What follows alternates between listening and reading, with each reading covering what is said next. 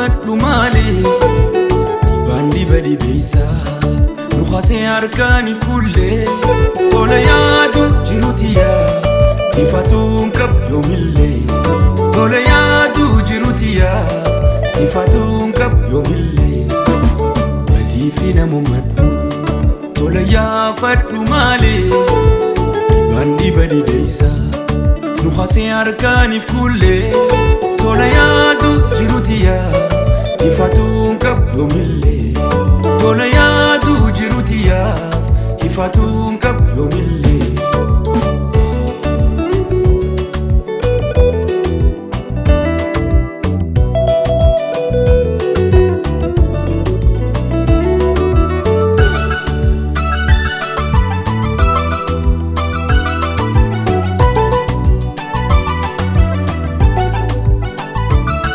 Shira yaade imbeeku Garankiya qulqullu Jettee hin mufaatin Waa kanan hin malu Ifaaf jiruu narraa badan sin madaalu Sumni daraan guutus abad barkeessa xincaalu Ifaaf jiruu narraa badan sin madaalu Sumni daraan guutus abad barkeessa xincaalu Wahumarraa baratan haala jiruu hunda Dandayiituma baadhu bal'adhuuti duydaa Tariif boru gammachuu har'aaf taatu gadda Wahumarraa baratan haala jiruu hunda Dandayiituma baadhu bal'adhuuti duydaa Tariif boru gammachuu har'aaf taatu gadda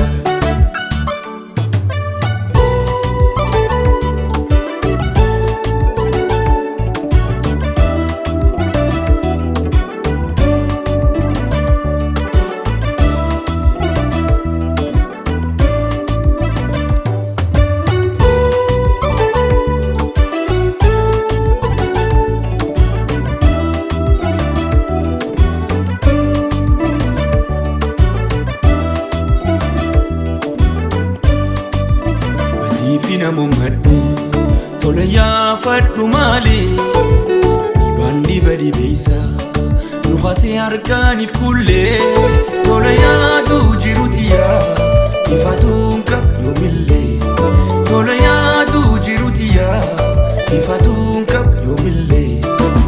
Badiifi namummadhu Tola yaafadhu malee Dibandi badi beeysa Nukhasee harkaaniif kullee Tola yaadu jirutiyaa Ifatuun qab yoomillee Tola yaadu jirutiyaa Ifatuun qab yoomillee